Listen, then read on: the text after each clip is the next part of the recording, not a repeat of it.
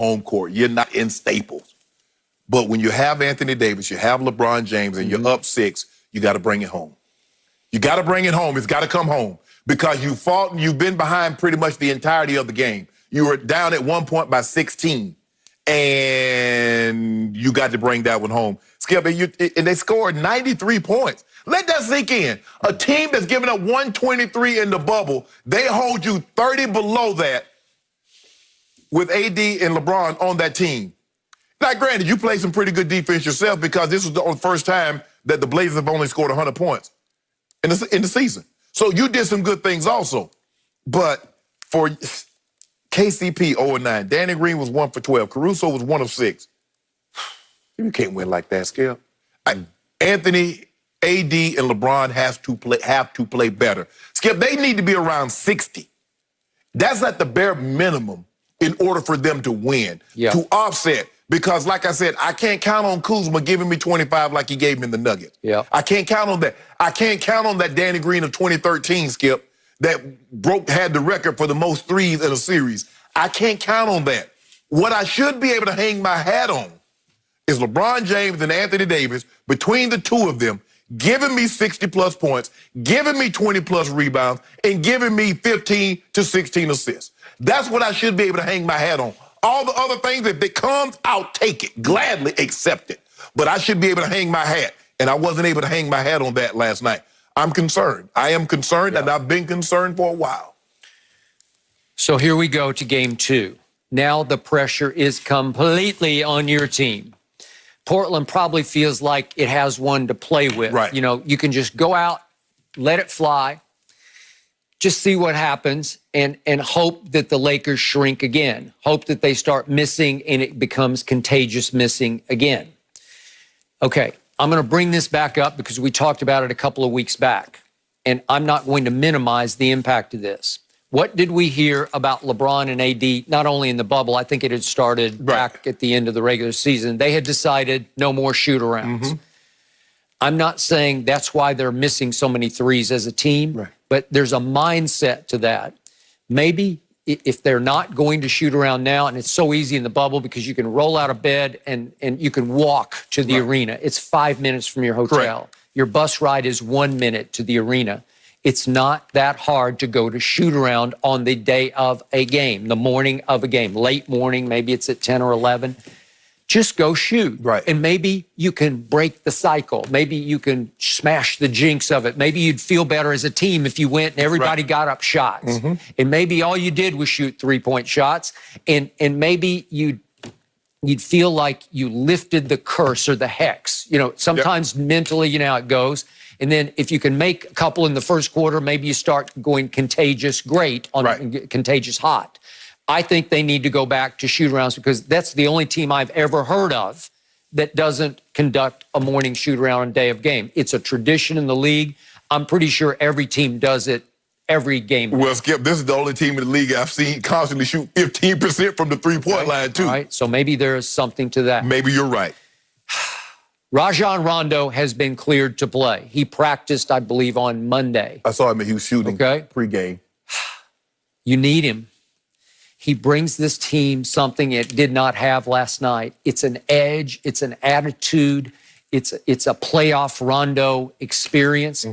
There's something about him in big playoff games because he's been in a bunch of them and he's got championship in his pedigree. You need him to set a different tone than is getting set by Alex Caruso right now. I think the rest of the Lakers look at Caruso as a try-hard guy.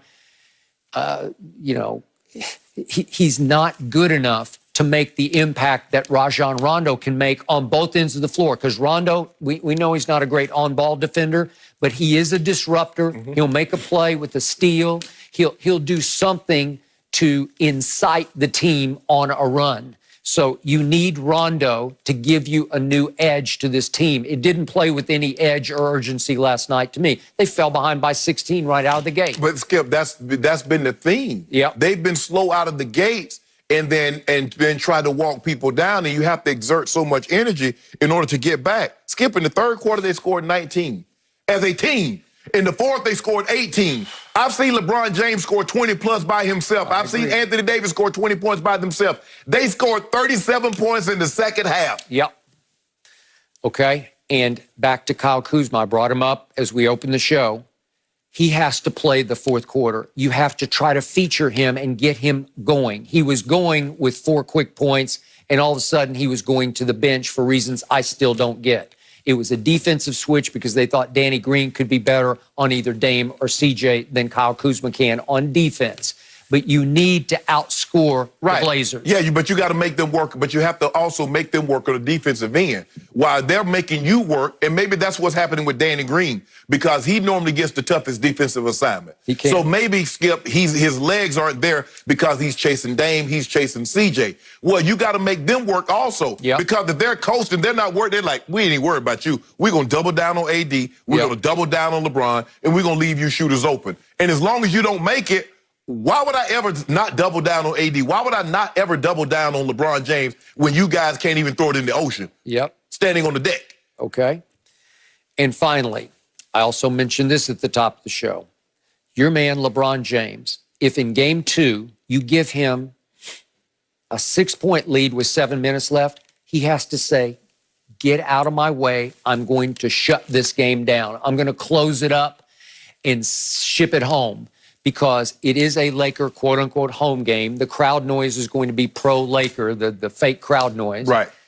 He has to march to the free throw line. I know he's not great at the late game free throw line. In fact, he's the worst star at the late game free throw line you can find in NBA history. 66% now, where he was a 75%. No. So he missed the 2 last night, as did Anthony Davis.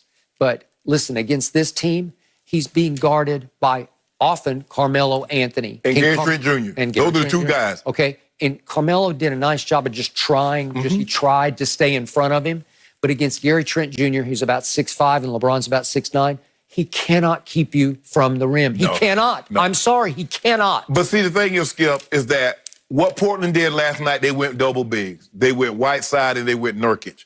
Well, if you go double bigs with them, they're not going to respect JaVale McGee. They don't respect Dwight Howard. So why would Whiteside and Nurkic wander out there? They're there clogging up the paint. Whiteside had 5 blocks. He had 2 or 3 on LeBron. He did. Where that would have been easy layup had he not been in the ball game. I buy that. So it's hard. So I know AD doesn't like to play the 5, but he might have to play the 5 in order to open up the court so LeBron can have that lane to come downhill.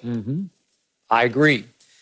The main thing they need to do is come out and make some shots. It's as simple as that. What's the most famous Doc Rivers line? And I'm not even sure Doc originated it because it probably was originated back in the peach basket days. It's a make or miss league and game. Yeah, either you put the ball in the hoop or you didn't. And especially once the three-point line got invented, there's no more psychologically devastating shot in basketball than to make a 3. Right. It's like, boom. Because the thing is now, Skip, not only can you make a 3, we've seen Dame Lillard make a living off making 4-point plays. So now, where if I dunk the ball and you foul me, I can get 3. Now I can shoot that shot 3 plus 1. Yep. And you see, Caruso, I know you watch tape.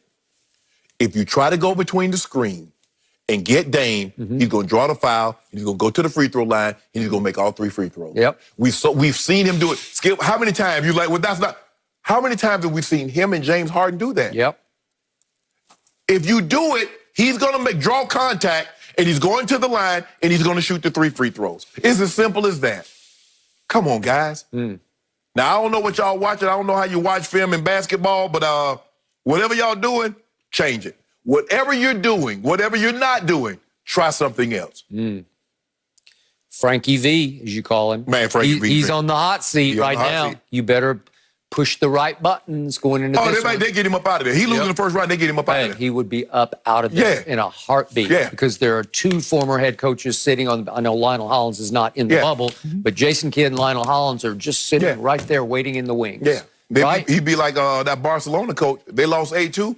Man, you got to go, bro. Later. You got to go. So you can't be the number 1 seed with LeBron James and Anthony Davis and go out in the first round. You gone. I'm not saying game 2 is a must win, but you better win. Oh, That's it's what a I'm must saying. win. It's a must win. You better win. It's a must win. Yeah. You got to, yeah. Well, I mean, it's not like you have to go to Portland for game 3, but still. Well, considering that I haven't seen the Lakers have looked like the Lakers twice, Skip. They looked like the Lakers against the Clippers, and they looked like the Utah. They did. That's it. Yep, I agree. Okay, we're going to step away from the game. I'll let Shannon just have a break to, just take a moment for himself. Is Zeke Elliott prime for a bounce-back year? We'll tell you what the running back is saying next.